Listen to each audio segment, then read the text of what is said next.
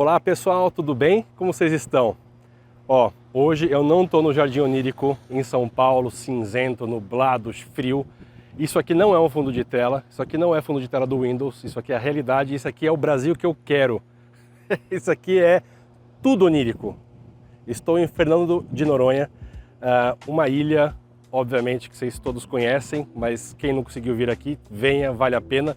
Eu bati um papo maravilhoso com a Rosana e com a Geisiane do ICMBio, que é um instituto de conservação, de preservação e retomada de parte da natureza que foi degradada com o tempo aqui em Fernando de Noronha. Vocês vão entender isso já já nesse episódio hiper especial, que são 2 episódios na verdade, em 2 partes.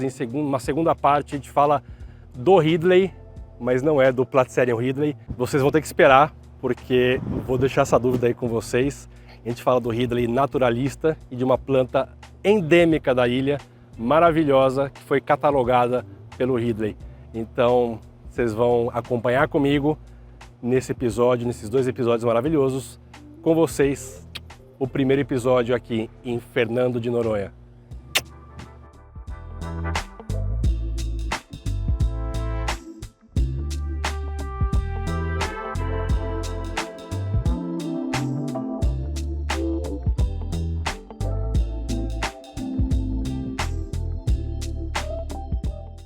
Bom, pessoal, como vocês viram, eu já falei, essas imagens lindas que vocês viram agora há pouco.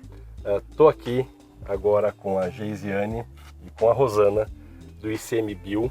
Muitíssimo obrigado, porque está cedo, era dia de folga delas ou de expedição, não sei o quê, mas a gente está aqui. Então o que importa é que a gente vai aprender muito sobre o caminho de preservação, de restauração, sobretudo, aqui da flora. A Geisiane teve um período com fauna, certo? Você vai falar daqui a pouco pra gente, mas muito obrigado. Com a palavra, Geisiane e Rosana. Obrigada, queridos. Eu sou a Geisiane Maiara, sou bióloga, faço parte do programa voluntariado do ICMBio há cerca de 2 anos. Eu sou moradora da ilha e venho realizando trabalhos com controle de espécies exóticas invasoras. Iniciei com a fauna e agora eu faço trabalhos com a flora, tanto de controle de exóticas invasoras quanto de restauração ecológica, que é um segundo passo muito importante, depois desse controle de introdução. Paralelo a isso, também desenvolvo trabalhos com ave fauna, especificamente com as aves endêmicas da ilha. Muito bom. Esse olho é lindo, né? Não é? Todo mundo, né, amiga? Todo mundo fica... Obrigada. Dá um zoom. Olá, meu nome é Rosana, sou cientista ambiental e venho estudando a ilha, a flora da ilha e especificamente as plantas da ilha desde 2019 e desenvolvendo trabalhos aí para o ICMBio sobre tanto o manejo de espécies exóticas invasoras, que a gente vai conhecer um pouquinho aqui, quanto com o processo de reintrodução de espécies nativas ou endêmicas, que faz parte dos métodos de restauração ecológica. Então, várias dessas atividades, inclusive, a gente combina, não só atividades de flora, mas também atividades de fauna, tanto na parte do controle, quanto pensar em quais espécies nativas e endêmicas a gente introduz novamente de vegetação, porque existe uma relação muito próxima, muito íntima, nas espécies em geral, tanto as espécies da fauna quanto da flora e afins, Todo esse ecossistema, ele é interativo, Então, se a gente está falando de flora, a gente também tem que falar de fauna, Porque as espécies estão associadas. Então, é muito importante aí a gente estar pensando e executando atividades que abordem todas as espécies que vivem nesse ecossistema. Perfeito, perfeito. Muitíssimo obrigado. De nada. Bom, a gente veio para a sombra aqui porque realmente o sol está carcomendo ali. Vamos tocar aqui para a trilha, conhecer um pouco desse trabalho. Agradeço mais uma vez as duas. Obrigada a vocês e a todo mundo. Valeu. Bom, Fernando de Noronha, possivelmente por conta do seu isolamento, de ser um ambiente insular, foi também a primeira capitania hereditária, do Brasil. E já serviu também como quarentena para a chegada de plantas e animais do continente. Enfim, vários desses fatores E combinado também com a questão da colônia correcional, né? Nós tivemos 200 anos aí de presídio, né? Fomos presídio por 200 anos. Uma época em que houve muito corte, né? Muita degradação da parte ambiental, justamente para não ter fuga ou para que os presos não se escondam. E, enfim, todas essas características, a sucessão dessas atividades nos torna a unidade de conservação aí com mais abundância, com mais quantidade de espécies exóticas invasoras em geral, então, portanto, com mais desafio. do tamanhozinho, né? Porque ela é muito pequena e mesmo assim, mas por conta de todas essas, enfim, sucessão de problemas, estamos aí seguramente entre as primeiras com mais espécies exóticas invasoras, tanto no sentido geral, mas de flora seguramente. E relacionado a outras também, a gente tem artigos aí de 2015, 2014, estudos que falam entre as 5 primeiras piores. Mas já está desatualizado e baseado nessas atualizações que a gente tem hoje em dia, né, que está em fase de publicação, a gente já pode dizer seguramente que em termos de flora nós somos a que tem mais quantidade de espécies exóticas invasoras. Bem ornamental, né? A galera se amarra. Eu acho que ela tem um látex também, bem abundante. Mas aqui eu não tenho relatos de pessoas que talvez gado seja problemático para o gado. Ela é usada como cerca natural. Isso, ela é muito. Para ornamentação também, que eu já vi. É bem dramática. Ela já foi mais dramática em algumas áreas do parque. E aí é isso, né? As invasoras começam a competir com as invasoras também, elas não competem só com as nativas. E aí lá na área da Caracas, Caminho do Leão ali, em 2019, a minha referência é 2019, porque eu comecei em 2019, mas de 2 anos depois eu observar que a linhaça e capins, invasores, foram mais fortes do que a veloz, né? Tomaram mais conta do que ela. Ela tá meio sendo suprimida. E atrás de você temos aquela lindona que a turma adora em casa, na casa da vovó, a lantana. Lantana câmara, né? Chamamos de chumbinho aqui na ilha. E essa espécie é considerada uma das 10 espécies mais drásticas para ilhas em geral, né? Ela tá na lista da IUCN, junto com a linhaça. As 2 espécies de flora que temos aqui, que estão na lista da IUCN, que é uma lista das 100 piores invasoras do planeta. A gente tem uma lista com as 100 piores invasoras do planeta, né? Temos o rato, temos o gato, temos várias espécies de fauna e de flora. E a chumbinho é uma das 100 piores nessa lista. E indo além disso, né, para ambientes insulares, né, ilhas em geral, ela é considerada uma das 10 piores de flora. Então é uma espécie realmente muito agressiva, vou colocar dessa forma, né, no sentido de invasão, de homogeneização das áreas, de invadir mesmo, de competir com nativas e de, né, conseguir ser um pouco mais forte. Tem um ponto importante aqui, que isso acontece aqui, mas acontece em qualquer lugar do mundo. Ou seja, se a pessoa plantar no chão, na sua fazenda, e achar que ela vai ficar bonitinha naquele canteiro, não é verdade, porque ela tem uma característica assim, principalmente ambientes mais quentes, né? Quentes. Ela gosta muito dos ambientes mais quentes. Mas é isso, a gente esquece que existe uma interação com a fauna, por exemplo, né? As plantas, elas são dispersas de formas distintas, né? Seja pela água, né? Com as correntezas, né? Com a chuva levando, seja pelo vento, quando tem dispersão por vento, ou seja pela fauna, né? Em geral, seja avifauna ou, enfim, mamíferos, né? Que se alimentam das sementes e dispersam em outras áreas. Então, quando a gente pensa em plantar uma planta, né, que não é daquele ambiente, a gente tem que levar em consideração, será que essa planta vai sair deste local, dessa zona que eu coloquei, de forma, né, vai se dispersar sem a minha interferência? Porque se sim, ela pode vir a ser um problema, né? Invasões biológicas é a segunda maior causa de perda de biodiversidade no planeta. Então a gente não está falando um assunto que é um problema só aqui em Fernando de Noronha, ou um lugar específico com uma vegetação mais, enfim, característica numa região, né, muito específica do Nordeste. É uma problemática global. Nós temos espécies que interferem drasticamente, não só a ponto de interferir na saúde ambiental, quanto na saúde humana. né? Então, tudo está interligado. Então, o que você é um efeito cascata, né? Se você está interferindo aqui, você vai em algum momento chegar a interferência em outros lugares, né? É um assunto cada vez mais em voga, tanto para políticas públicas, enfim, para ações de conservação ambiental, quanto para a saúde humana também, né? Nós temos, o ICMBio tem vários parceiros, nós caminhamos junto com vários outros parceiros, como o Fiocruz, por exemplo, porque a gente sabe que a biodiversidade é muito importante por si só, né? Intrinsecamente, tipo, cada ser vivo tem seu direito de existir, quanto porque estamos interagindo e isso interfere também na nossa saúde. Essa ali é a Zenaida auriculata, que é chamada de arribaçã, vocês devem conhecer no continente como pombinha, rolinha, voante, mas é uma espécie nativa, chegou aqui naturalmente, tem registros fósseis da espécie.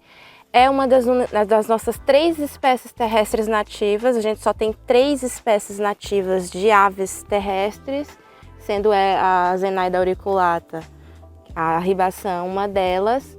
E elas interagem muito com a flora nativa por ser de hábito terrestre aqui, né?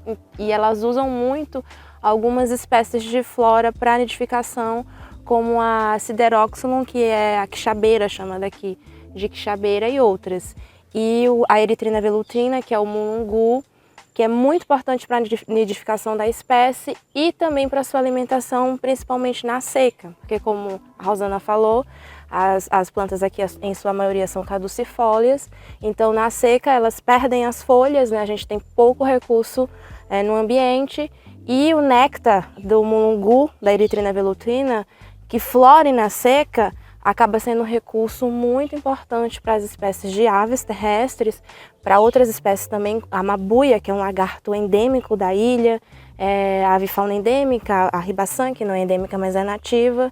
Então, essa interação é muito importante. Uma espécie nativa é uma espécie que é originária daquele lugar, ela chegou naturalmente naquele lugar. Isso é bem complexo em ilhas, porque tudo vem de fora, né? Tipo, antigamente não tinha nada, aí aconteceu um afloramento vulcânico, de repente a gente tem um edifício vulcânico. Então tudo chega por correntes marinhas, por migração, as aves estão voando no processo migratório, sei lá, chegou no lugar, se estabeleceu a flora e fauna nativa. Depois desse processo, tudo que chega depois, introduzido, né, ou não, intencionalmente ou não, é exótico. E tem algumas coisas que chegam de forma natural, que a gente disse que ainda é nativo, mas tem um potencial invasor. Mas o endêmico é quando a espécie ela se especiou naquele lugar, ao ponto de origem dela foi naquele lugar. Então chegou um ancestral, né, comum, por exemplo, da nossa avifauna. Da Helenia ridleana, que é a cucuruta, e o Virio gracilirostris, que é o cebito de Noronha, chegaram seus ancestrais aqui, né? Eram outras aves que ocorrem no continente.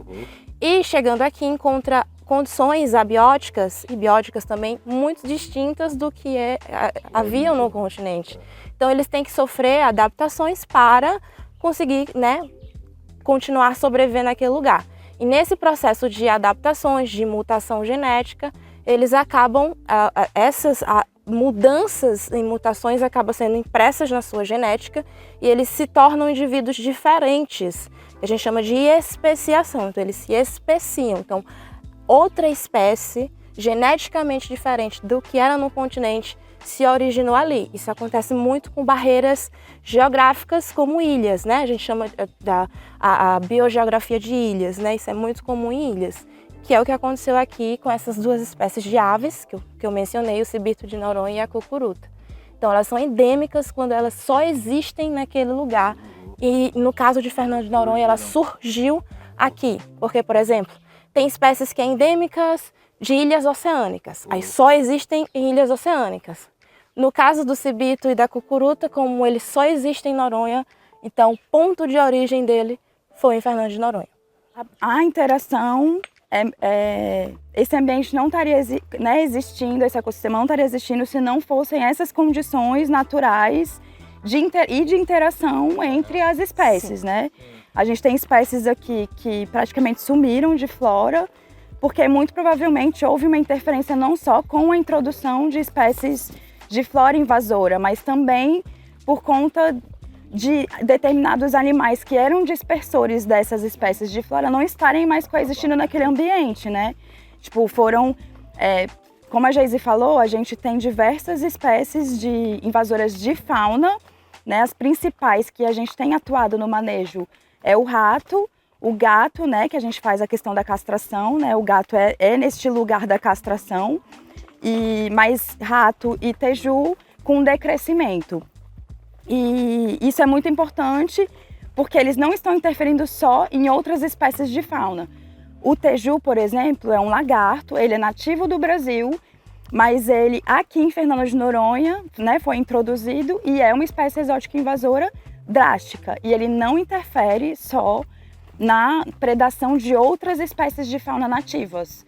Ele também interfere na flora, porque ele se alimenta de diversos frutos, principalmente de frutos de espécies invasoras, e dispersa eles por toda a ilha, né? O teju é o lagartão. E isso é muito doido, porque ele é uma espécie nativa no continente, né? Ele é nativo do Brasil, mas em Fernando de Noronha, ele é uma das nossas invasoras mais drásticas, né?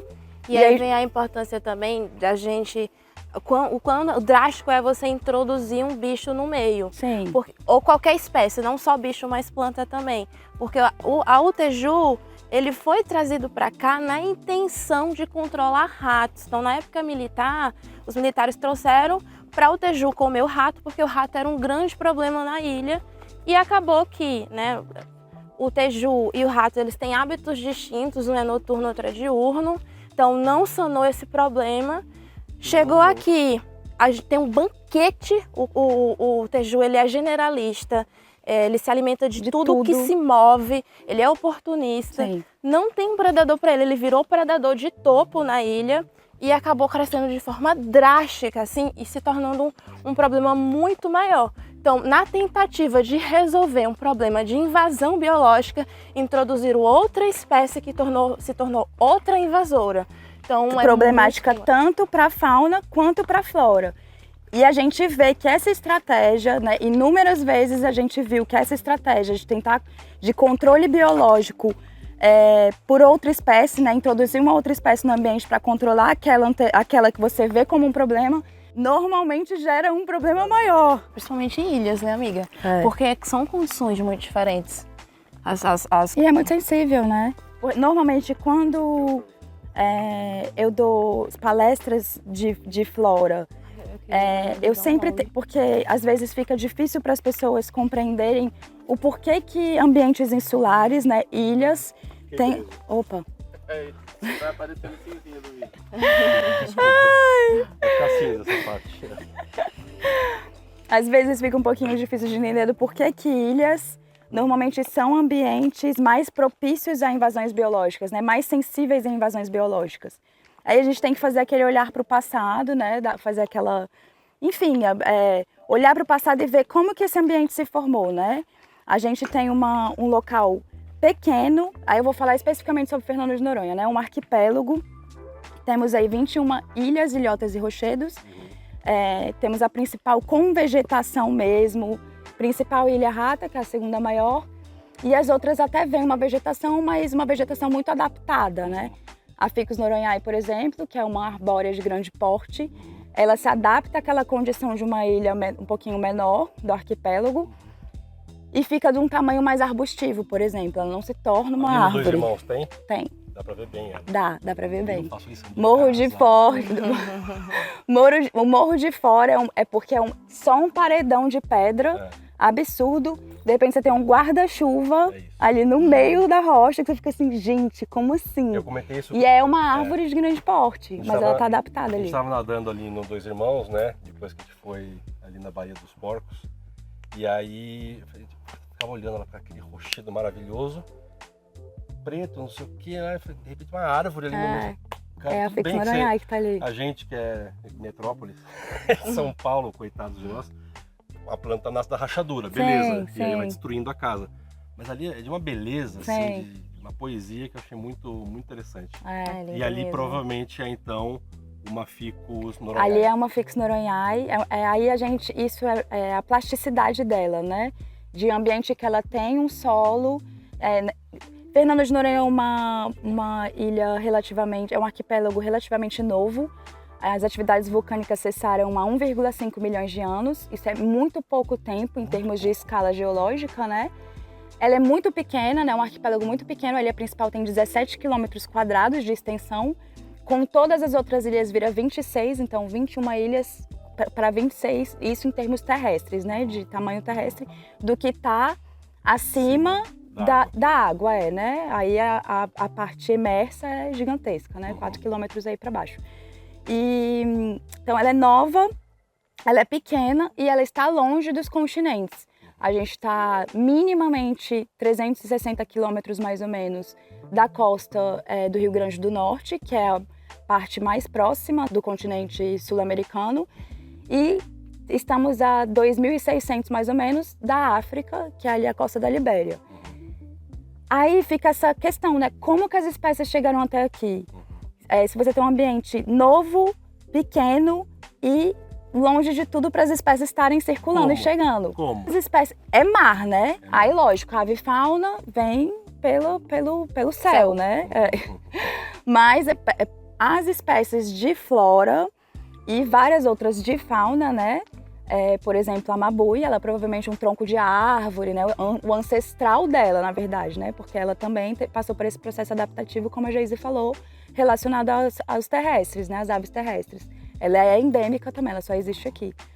E aí foi muito pouco tempo, 1,5 milhões de anos, é muito pouco tempo para essas espécies chegar a essa quantidade de espécies, né? Apesar de ser pouco comparado ao continente, pensa como que essas espécies chegaram, várias sementes chegaram aqui, mas elas tiveram não só que chegar, elas têm que nascer, elas têm que elas têm que se estabelecer e passar a se reproduzir, né, no ambiente. Aí vou citar, por exemplo, o nosso manguezal, né? Fernando de Noronha possui o único manguezal de ilhas oceânicas de todo o Atlântico Sul. Uma sementinha de mangue branco, a única espécie que compõe esse manguezal de mangue é o mangue branco, é a Laguncularia racemosa. Ela chegou no ambiente perfeito, porque o mangue, para o mangue acontecer, né, tem que ter essa relação do mar com as águas doces, né, do ambiente. E ela teve que chegar naquele lugar onde tinha essa perfeição para ela de ambiente, né, de ecossistema. E se estabelecer ali. Então é um ambiente super único e muito sensível. Por que o mangue é tão sensível assim? O daqui são no geral, né? Mas aqui especialmente, por quê? Eu acho que mangues não são sensíveis, acho que eles só são desconsiderados, né? As pessoas não olham para os manguezais e entendem a importância que eles têm de fato, né? Os manguezais têm uma importância em tantos níveis, tanto de controle mecânico da água, né? De filtragem, de produtividade do ambiente, de peixes, de outras espécies, inclusive de consumo humano. E a gente não olha para eles como se eles fossem... É um bioindicador de saúde ambiental e a gente não enxerga os manguezais, né? Não atua tanto nos manguezais quanto se deveria. Né? E eles são ambientes transitórios, né? Então, quando você pensa nessa transitoriedade, é que você fala dessa vulnerabilidade, dessa sensibilidade, estar nesse contexto. Isso, perfeito. Eu queria falar da importância já que eu tô aqui, tô vendo de algumas espécies nativas. Fernando de Noronha tem a maior diversidade de aves marinhas do país. E apesar de ter essa riqueza de aves marinhas, a gente tem apenas 3 espécies de aves terrestres nativas, das quais 2 delas só existem aqui, se originaram aqui, como já foi mencionado, o cibito de Noronha e a cucuruta. E a gente tem algumas espécies de plantas nativas muito importantes para a reprodução dessas espécies, para a alimentação dessas espécies, para a perpetuação, né, para a continuidade dessas espécies nesse ambiente. E aqui a gente tem um juvenil de João Mole, que é essa plantinha aqui. Ela pode ser mais... tem um porte arbóreo de arvoreta também. Chegando a quantos metros? A uns 8, 9. Não passa disso não. E aí é bem interessante porque esses bichos eles têm estratégias de ninho diferentes. O cebito de Noronha, como ele é bem maneiro, ele tende a ter uma estratégia de construir ninhos em pontinhas de galhos de arvoretas. Na bifurcação, e eles usam bem a pontinha, assim. A gente não tem um exemplo de ninho agora na natureza, mas é uma estratégia bem interessante porque isso evita os exóticos invasores de alcançar, né, essas áreas que eles estão reproduzindo. Só que com a introdução de espécies exóticas invasoras, com a ocorrência, né, de trepadeiras, de lianas que estão ali conectando, descaracterizando seus ambientes naturais e conectam também, né, uma planta com a outra, então acaba que os ratos conseguem acessar, né, até esses ninhos que estão mais estrategicamente afastados, eles estão sendo mais em observações, né, de campo, eles estão sendo mais facilmente acessados. Aqui a gente é uma mata de origem de mata atlântica insular, que tem perdido, né, suas características naturais pelo processo de antropização. Então a gente tem plantas de portes arbóreos enormes, como a Erythrina velutina, o Ficus noronhae, mas essas árvores e arvoretas também nativas são muito importantes para a reprodução dessas espécies de aves, especialmente as endêmicas, e essa invasão biológica tem causado a descaracterização do ambiente e, consequentemente, a qualidade, né, do habitat tem se modificado. Então, as espécies têm sofrido tanto pressão por predação direta, quanto também têm perdido a qualidade do seu ambiente e tem se favorecido para a diminuição aí, né, populacional dessas espécies que são espécies ameaçadas de extinção. E é isso que a Geise, essa abordagem que a Geise falou, aí mais uma vez a gente vê o quanto que a interação, né, quando a gente não enxerga o ambiente como sistêmico, a gente não dá o devido valor para situações como as invasões biológicas. Ter uma espécie invasora de flora, ela desencadeia tantos problemas que você só está vendo como uma planta invadindo o espaço ali, mas ela pode ser o principal problema para a espécie de terrestre de uma ave X não está conseguindo manter essa população no tamanho que deveria, sabe? Porque está interferindo Nossa, eu tô ficando sem ar. Tá falando é porque a gente também tá andando muito rápido, a gente pode andar um pouquinho mais devagar. Desculpa, minha Todo mundo acelerado aqui, bicho.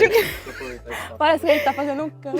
Tipo isso, Que aí você vê, no tanto que ter uma espécie de planta ali pode estar favorecendo um predador que também não é nativo dali, né? Que é uma outra invasora. Perfeito. Você vê uma sucessão de ações drásticas para aquele ambiente, mas que envolvem todas um assunto só, que é invasões biológicas, né? Por isso que essa é a nossa principal problemática e por isso que vários setores do ICMBio, né, da pesquisa do ICMBio, enfim, por isso que vários setores do ICMBio, fauna, com flora, com oceano, a gente sempre procura trabalhar junto, porque a gente sabe que existe essa interação no ambiente, que é sistêmico, então a gente precisa trabalhar também de forma sistêmica. O controle, atualmente, por exemplo, a gente executa um trabalho na Ilha Rata, que é a segunda maior do arquipélago. A minha atuação sempre foi muito focada na flora, a gente acaba fazendo tudo, aprendendo de tudo aqui, porque a gente precisa sempre estar ajudando o outro. Mas comecei a estudar mais os ratos, por exemplo. E nesse estudo a gente faz a coleta das fezes do bicho, faz uma análise ali e para ver quais sementes que estão naquelas fezes, coloca para germinar, né? Faz o teste de germinação, para a gente saber o que ele está dispersando e o que ele está predando do ambiente, porque a gente sabe que essas espécies como o teju, como o rato, não estão se alimentando só de outras espécies de fauna nativa ou endêmica, eles também estão interferindo drasticamente na parte de flora, né? Na floresta, enfim. Então, você tem que estudar aquele animal também para saber como, primeiro, manejar ele, que é, né, super importante, mas também o que vai acontecer naquele ambiente com ou sem o bicho, né? Muito bom. Escutou o bichinho ali, né, amiga? É, esse bichinho, inclusive esse som você só vai escutar aqui. Que é do... É da cucuruta. É um dos Acabou isso no endêmicos. vídeo. Maravilhosa. É o som de, uma vocalização de interação, ele estava interagindo com o outro, ele faz assim. Ah, tava Bom, a gente- conversando. Aham. A gente acabou de, né, passar por uma fase muito...